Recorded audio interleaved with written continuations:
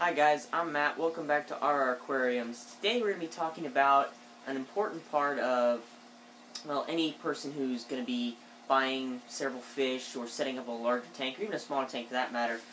Really anybody that's going to be buying fish, and some corals, depending on how you want to do it. And that is the quarantine tanks, or tank. There's a lot of different ways to do a quarantine tank. It's not horribly expensive, and in my opinion, it's well worth your time and the money that it costs to set one up, whether you're doing freshwater or saltwater. It will save you a lot of hassle in the long run. Now, what is a quarantine tank? Basically, it's any size tank, generally 10 gallons or bigger, that holds water. It could be a tub, it could be a bucket, really anything that holds water, and I would just generally suggest it being more than 10 gallons, or at least 10 gallons. And it's a place where you put newly purchased fish, in some cases, if you want to be really careful, newly purchased corals, anything that's alive that you purchase from another place that could potentially carry disease with it, or some kind of sickness, or whatever. Just basically a place to keep the fish long enough to observe it, medicate it if it's necessary, and to wait, a month or two to make sure it's not going to put anything into your main display tank and kill off the rest of your fish. So, we're going to talk about how to set one up. They're not horribly difficult to set up. I have chosen a standard 10-gallon aquarium. Sorry if you can't see it very well because of the light, but that's what it is. Just standard 10-gallon aquarium. Got it from Petco. They're about $10, $10 to $14, depending on when you get it. I got mine during the $1-gallon sale. So it was $10 exactly. And they're not horribly difficult to set up. You can, in my case, I was using them for saltwater since I'm setting up the new, the big 125 gallon tank out there is going to be my main display. I decided I'm going to need a quarantine for it. So that's what I set up. And the reason I have two of them is because, well, first of all, if you're going to need to be able to separate fish from different areas, it's always good for that. If you have two fish that might fight with each other, it's good for that. But the main reason is I have some current fish in my smaller tank that I'm going to transfer to here when I break down that smaller tank. So that's why I have two of them. Generally, you're just going to set up one. All you really need for a quarantine tank is the tank, a heater that's dependable, and some type of water movement. That can be a hang-on back filter like I have over here. It can be a power head like in here. Or another great option if you're setting up a brand new tank and don't have anything laying around is to buy a sponge filter and get a little air stone and an air pump to run it, or a power head to run it. And if you don't know what a sponge filter is, it's basically just a sponge that sits on a plastic tube with holes in it, and the air stone goes down in the center of this tube, and the air coming up basically causes suction into the sponge, and the sponge becomes your filter, and that's where all the bacteria that breaks down waste and stuff grows. So that's what that is. And it's a great option for a quarantine tank because I know I have, in these two I have some live rock, but generally you don't want to have any live rock in your quarantine tank. We'll get into that in a second. But, so anyways, some type of filtration, whether it's live rock, whether it's a sponge filter, which is best in my opinion, or a hang-on back filter. That's just what I had laying around, so that's what I used. And the last thing you're going to need is a dependable thermometer. And I always go and buy the glass ones. They're about $2 at Petco or PetSmart. Never buy the ones that are the black strips that stick to the outside of the tank. Those are awful. They regularly tell the wrong temperature based upon the air temperature outside of the tank. So don't get those. So the other thing that's really optional, but I would definitely suggest it, is some place for the fish to hide and feel safe. Now, what a lot of people use is, you can use terracotta pots. You get those at Walmart or any place like that. Just, depending on the size of the fish that you're keeping those, just make sure they're cleaned out really well. You can get PVC pipe is a really popular choice. Just, again, depending on the size of the fish, you get bigger diameter pipe, but cut into, chunks that the fish can hide in and just set it in there. That's a good choice, especially if you're going to be medicating the tank. Now, this is where you got to be careful. Generally, always try and buy a healthy-looking fish. Never buy a sick-looking fish. Doesn't matter how cute it is, or it's the only one there and you think you can save it. Don't buy a sick fish. That's all there is to it. It sounds kind of harsh and heartless, but, you don't want to spend $20 on a fish, or even $10 and get it home and it dies. It's just not worth it to either you or the tank or the fish. So always try and buy healthy fish, but in the odd case that it looks healthy, it seems healthy in the store, and you get it home, and a day later it's got ick spots or it's developing some kind of disease and you have to medicate the tank, that's where you don't want anything in there that you're going to ever use in another tank, like your display tank or any place with corals or anything like that.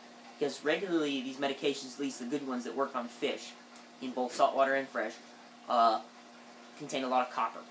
And the copper will kill off corals, it will kill off all kinds of other good stuff in your tank that you don't want to kill off. And it will soak into live rock, it will soak into filter media, it will get into everything. Heaters, pumps, everything. So basically what I'm saying is, when you set up a quarantine tank, set it up with things that you never intend to use on your main tank, or any other tank but a quarantine tank. That stuff has to stay on the quarantine tank if you're going to medicate it.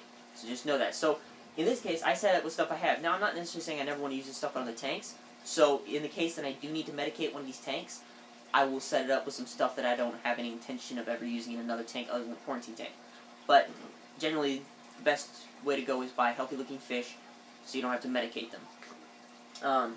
But again, if you do have to medicate them, make sure that none of that other stuff that's in this tank right now, or that you set it up with, is ever going to go in another tank where it could possibly contaminate the water with copper. So that's pretty much it. The only other thing you're going to need, which again is optional, is just some kind of lid on top of here to keep condensation. Do regular 10 to 15% water changes once a week, just like you would on any other tank. I left my tanks bare bottom, and I would suggest you do that too in any quarantine tank. And the reason for this is it's easy to see waste. You can vacuum it up with a siphon hose, you can get it out with a net, whatever. It's just easiest to deal with that way rather than putting any sand in. The sand really doesn't serve any purpose in this small of a tank. You know, when you're temporarily keeping a fish in there, there's just no point in it. So again, it's not really super difficult, but it is an important thing to do, especially since, you know, in the past I haven't quarantined my fish. You know, I never did it with fresh water, and I didn't do it with my first saltwater tank, and I definitely wish I had, now looking back on it, because I did lose some fish because of it, and I'm definitely going to do it with this tank, because, you know, when you got a reef tank set up, even if it's not fully set up, you know, even if it's just beginning stages, you still got money tied up in that tank, and especially when you get, you know, more of your fish in there and more of your corals, you can have $200-300 worth of fish and corals in there, and you don't want to go buy, you know, little $10 clownfish or something and put them in your main display tank, and suddenly all your fish have ick and you lose, you know, $200 worth of fish. It's just not worth it. So it's better to go out and spend, you know, $60-70 to set up a good quarantine tank and avoid that ever happening. You know, because I'd much rather lose a fish in here than lose all the fish in my display tank. So that's one of the reasons why a quarantine tank is so important. Now, the other thing about a quarantine tank is you have basically two options. You can set up a permanent one, or you can plan to set up temporary ones. Now, the equipment required is basically the same. There's no change in that. Everything you need is exactly the same. The only difference is obviously the one that you set up permanently is going to stay up permanently, so you want it in more of a permanent place. You want it in a quiet, low traffic area, which is where you want a quarantine tank anyways. You want it to have, you know, you want to keep up with your water changes, you want it to have media in there, and everything set up basically so it can sustain being set up all the time. So you just got to keep up with it like you would any other tank, even though it's completely empty. The other thing is, even though it is empty, you're going to need to keep something in there to keep the ammonia going, whether that's just, you know, you drop in a little bit of fish food once every 2 or 3 days to keep some ammonia in there to keep the bacteria alive or whatever, but you got to do that. The other option is a temporary quarantine tank, which means you have all this stuff on hand, you know, it's dried out, it's ready, it's in wherever you're going to keep it, it's ready to go. You bring the fish home, and you take water out of your main display tank, put it right in there, put the media that, you know, you're going to be keeping in there. Good option is if you have a sump, keep the sponge in there. If you haven't been using medication, then you can keep the sponge in your sump, you know, that'll keep the bacteria on it, it's ready to go, boom, right into the quarantine tank, and it's set up, you know, day. No problem. But I personally chose to keep it set up permanently. I'm going to have at least one of these tanks set up permanently as a quarantine tank. And the reason for this is I routinely buy fish on sale at stores or as they come in availability. So I visit my Petco, I visit my local fish stores at random. I don't know when they're going to have sales. I don't know when they're going to have, you know, certain fish in. It's all at random. So I like to be able to buy a fish right there when I have the chance, you know, when it's on sale, when I see it, when I see a good deal. That's when I like to buy it. And I like to have the security of knowing that I have a tank at home, set up and running, waiting for that fish as soon as I get home and it can go in that tank. And so it has provided security. It costs a little bit more in the long run to keep, you know, permanent setup tank, you're going to need a quiet spot. I have mine here in the basement. And so it's a little bit of investment into it, but to me, personally, it's a good deal. Also, a good reason to have one permanently set up is because, you know, it's not just for new fish you purchase. Let's say a fish gets sick in your main tank, or it's getting stressed out, it's getting picked on. Boom, you can put it into the quarantine tank to give it time to heal up.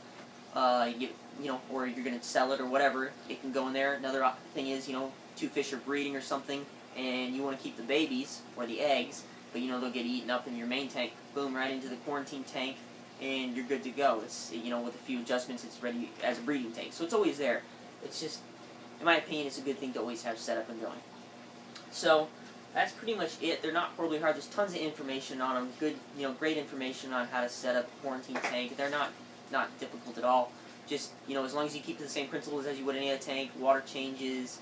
If you're going to add medication, like I said, make sure none of that ever gets into your main tank or any of the supplies that it could leach into.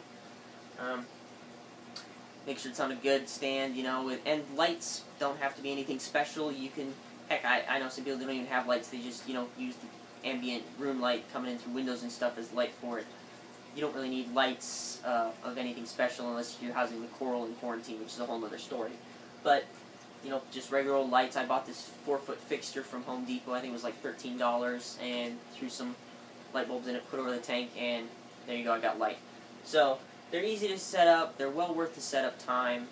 You know, once you have all the supplies together, 5 minutes and some water is it. So you can set them up for around, you know, $60 to $70, depending on where you get your stuff. Again, you can make it fancy, you can make it simple, however you like, whatever works best for you. That's pretty much it for this video. Hope you all had a great Christmas, and hope you all have a great New Year's. And keep an eye out for more videos coming from me. Thanks.